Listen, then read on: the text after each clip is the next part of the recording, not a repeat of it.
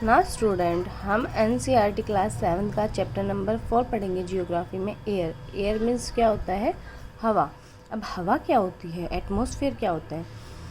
Our earth is surrounded by a huge blanket of air called atmosphere. हमारी जो अर्थ, हमारी जो पृथ्वी है, चारों तरफ से सराउंडेड मीन्स क्या होता है? चारों तरफ से घिरी हुई है एक विशाल ब्लैंकेट में, एक चादर में, हवा की एक चादर में, हवा की एक बहुत बड़ी चादर में चारों तरफ से घिरी हुई है। उसे ही क्या कहते हैं? Called atmosphere. उसे ही हम क्या कहते हैं? एटमॉस्फेयर कहते हैं। All living beings on this earth depend on the atmosphere for their survival. इस अर्थ में जितने भी लिविंग बींग्स हैं, जितने भी, अब लिविंग बींग्स में क्या होते हैं? जो जीने वाले जो बींग्स है वो डिपेंड होते किस पे? एटमॉस्फेयर पे, फॉर देयर सर्वाइवल, अपने सर्वाइवल के लिए। It provides us the air we breathe and protect us from the harmful effects of the sun rays. It provide us the air, ये हमें हवा प्रोवाइड करती है। We breathe and protect us, हम सांस लेते हैं और खुद को प्रोटेक्ट करते हैं from the harmful effect of the sun rays. Sun की जो हार्मफुल रेजेस होती है, हार्मफुल रेजेस की जो सन की रेजेस के जो हार्मफुल इफेक्ट होते हैं उनसे। Without this blanket of protection, इस ब्लैंकेट के प्रोटेक्शन के बिना we would be baked alive by the heat of the sun during day and get frozen during night. अगर एटमॉस्फेयर नहीं होगा तो इस एटमॉस्फेयर के बिना हम क्या हो जाएंगे? बैक्ड हो जाएंगे, मतलब सूर्य की इतनी गर्मी में हम पक जाएंगे। बैक मीन्स क्या होता है? पक जाना। एंड फ्रोज़न ड्यूरिंग नाइट, और नाइट में हम क्या हो जाएंगे? फ्रोज हो जाएंगे, जम जाएंगे। So it is the mass of air, तो इसका मतलब ये क्या? एक एयर का एक मास है that has made the temperature on the earth liveable, जिससे वो अर्थ का जो टेम्परेचर है वो जीने लायक बनाता है। Composition of the atmosphere, atmosphere का कंपोजिशन अब इस पैराग्राफ में जो दिया गया है मैं आपको इसके थ्रू समझाती हूँ। हमारी अर्थ जो होती है उसमें कितने % नाइट्रोजन है? 78% नाइट्रोजन है और 21% ऑक्सीजन है। बाकी का बचा हुआ जो % है उसमें से, मतलब कितना बचा? 78 और 21 कितने हो गए? 99। अब 1% बचा। 1% में से 0.93% एरोजोन है, 0.4% अदर गैसेस है एंड 0.3% ओनली कार्बन डाइऑक्साइड है। इसमें यही बताया गया है जो मैंने आपको अभी बताया है, बट फिर भी मैं एक बार इसकी रीडिंग कर देती हूँ। Do you know that the air we take in while breathing is actually a mixer of many gases. क्या आप जानते हो कि वो एयर जिससे हम सांस लेते हैं वो बहुत सारी गैस का मिक्सचर होते हैं। Nitrogen and oxygen are 2 gases which make up the bulk of the atmosphere. Nitrogen और ऑक्सीजन ऐसी 2 मेन गैसेस हैं जो एटमॉस्फेयर को क्या करती है? बल्क करती है, एटमॉस्फेयर को बनाती है। Carbon dioxide, helium, ozone, argon and hydrogen are found in lesser qualities. ये जो होती है वो कुछ कम क्वांटिटीज़ में पाई जाती है।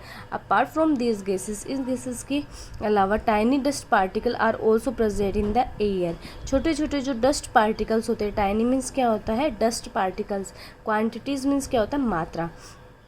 Particles are also present in the air, हवा में वो भी प्रेजेंट होते हैं।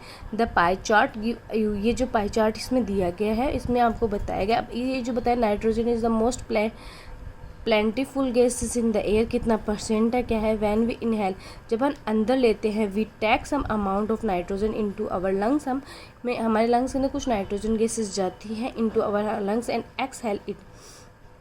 But plants need in nitrogen for their survival, लेकिन प्लांट्स को हम अपने सर्वाइवल के नाइट्रोजन गैस होती है। They can not take nitrogen directly from the air, वो नाइट्रोजन से डायरेक्टली नाइट्रोजन डायरेक्टली नहीं ले सकते एयर से। Bacteria that live in the soil and roots of some plants, कुछ प्लांट्स में बैक्टीरिया होते हैं जो कुछ सॉइल में, कुछ प्लांट्स में बैक्टीरिया तो जो प्लांट्स की रूट्स में रहते हैं। Take nitrogen from the air, वो एयर से नाइट्रोजन लेते हैं and change it from so that plant can use, और उसे चेंज करती है जिससे प्लांट उसे क्या करती है? यूज़ करती है। Oxygen is the second most plentiful gas in the air. Oxygen सबसे ज़्यादा, मतलब नाइट्रोजन के बाद में ऑक्सीजन ज़्यादा है एयर में। Humans and animals take oxygen from the air, human और जो एनिमल्स होते हैं वो एयर से ऑक्सीजन लेते हैं एज दे ब्रेथ, जैसे वो सांस लेते हैं। Green plants produce oxygen, green plants जो होते हैं वो ऑक्सीजन प्रोड्यूस करते हैं। ड्यूरिंग फोटोसाइंथेसिस, जब फोटोसाइंथेसिस होता है, फोटोसाइंथेसिस हमने बहुत से अपने प्रीवियस क्लासेस में पढ़ा है। फोटोसाइंथेसिस मीन्स क्या होता है, रूट्स को पानी देना, रूट्स जैसे पानी लेते हैं फिर वो अपने पत्तियों तक पहुंचाती है, पत्तियां जो होती है वो फ्लावर तक पहुंचाता है, उसके तने उसके स्टेम तक पहुंचाती है, वो प्रोसेस सारी क्या होती है, फोटोसाइंथेसिस होती है। Green leave makes food from the plants is called photosynthesis. In this way, इसी तरीके से oxygen content in the air remain consistent it we cut. इसीलिए इसमें क्या होता है, इसका मतलब क्या होता है कि जो हमारा जो वातावरण है उसमें ऑक्सीजन ज़्यादा रहता है। इफ़ वी कट ट्रीज, अगर हम ट्रीज को काट देंगे, then this balance get disturb. तो यह जो बैलेंस होता है, कौन सा बैलेंस, हम क्या देते हैं उनको, कार्बन डाइऑक्साइड देते हैं, और ट्रीज हमें क्या देते हैं, ऑक्सीजन देते हैं। तो हमारी कार्बन डाइऑक्साइड गैसेस है वो भी अगर ट्रीज नहीं रहेंगे तो कार्बन डाइऑक्साइड गैसेस बहुत हानिकारक होती है, जो एक एयर में क्या हो जाएगी, फैल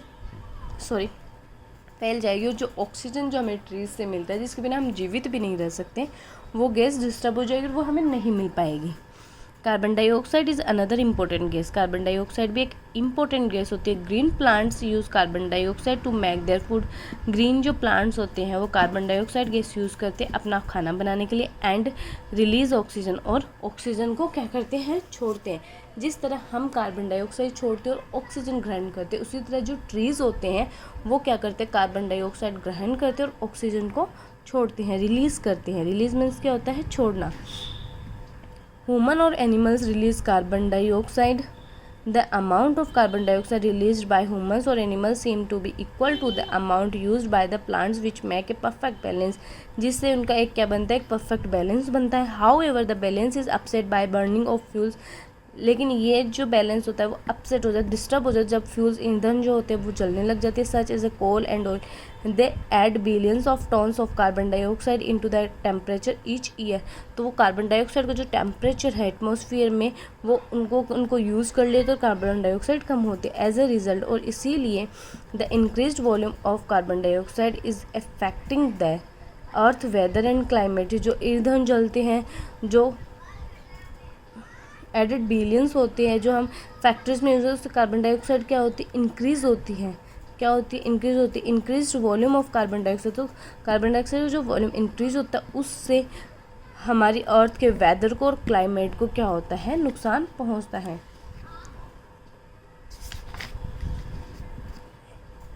अब हमारा आता है structure of the atmosphere. Atmosphere का क्या structure.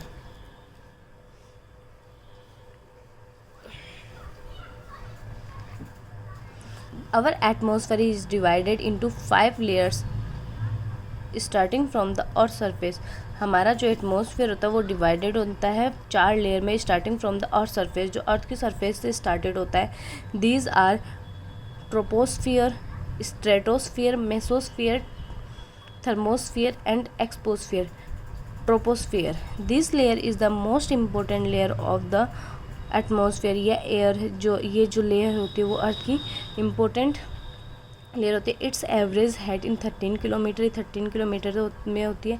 The air we breathe exist here, वह एयर जो हम एग्जिस्ट करते हैं ब्रेथ लेके। Almost all the weather phenomena like rainfall, fog, जो रेनफॉल और जो फॉग होता है, जो धुआं होती है, फॉग मीन्स क्या होता है, जो कोहरा नहीं होता वो, and हेलेस्ट्रॉम occur in this layer, ये इसी लेयर के कारण होता है। Stratosphere, above the troposphere lies the stratosphere. अब इसमें क्या होता है, स्ट्रेटोस्फियर होता है वो कहाँ होती है, वो ट्रोपोस्फियर के ऊपर होती है। It extended up to a height of 50 kilometre, ये 50 किलोमीटर तक पाई जाती है। This layer is almost free from clouds and associated weather phenomenon, ये क्लाउड से और जो वेदर का जो पार्ट्स होता है उससे बिल्कुल फ्री होती है। Making condition most ideal of flying aeroplanes, making conditions most ideal of flying aeroplanes. One important features of stratosphere is that it contain a layer of ozone gas. इसमें ozone gas पाई जाती है। We have just learned how to protect us from the harmful effect of the sun rays, जो हमें बताता है ozone जो gas, ozone जो परत होती है वो हमें सन रेज, सन की जो हानिकारक गैसेस होते हैं उससे हमें प्रोटेक्ट करना बताता है। अब आपका आता है मेसोस्फीयर। मेसोस्फीयर होता है, ये मेसोस्फीयर होता है। This is the third layer of the atmosphere. ये एटमॉस्फेयर की थर्ड लेयर होती है। It lies above the stratosphere. यह स्ट्रेटोस्फीयर के ऊपर होते हैं। It extended up to the height of 80 kilometre. ये 80 किलोमीटर की हाइट में रहते हैं। Meteorites burn up in this layer is enter from the space. ये स्पेस में एंटर करने की गैसेस होती है कि इसमें मेट्रोराइट्स बर्न होती है और इस layer on the entering from the space. अब आपका है थर्मोस्फियर। इस thermosphere temperature rise very rapidly with increasing height. क्योंकि इसकी हाइट ऊंची, इससे इसका टेम्परेचर क्या होता है, ज़्यादा होता है। Ionosphere is a part of this layer. Ionosphere भी इस गैसेस का पार्ट है। Is extended between at say 400 kilometer. This layer help in a radio transmissions. In fact, radio waves transmitted from the earth are reflected back to the earth by this layer. ये जो radio का affected होता है, इसका जो radiation होता है वो किस गैसेस के थ्रू होता है, थर्मोस्फीयर गैसेस के थ्रू होता है। इसका बैक रिफ्लेक्टेड बैक और उसका एंटरिंग बैक्स, ये किस पे डिपेंड होता है, थर्मोस्फीयर पे होता है। एक्सोस्फीयर जो लास्ट केस है, the upper most layer of the atmosphere is known as exosphere. This layer has a very thin air. इस लेयर में बहुत ही थिन एयर होती है, पतली होती है। Light gases like helium and hydrogen float into the space from here. This layer has a very thin air. Light gases होती है, हीलियम होता है, हाइड्रोजन होता है, फ्लोट इनटू द स्पेस, जो स्पेस में फ्लोट होता है। फ्लोट मीन्स क्या होता है, तैरना। The space from here. अब आपका आएगा वेदर और क्लाइमेट, मौसम और जलवायु, जो हम अपने नेक्स्ट वीडियो में पढ़ेंगे। Thank you so much.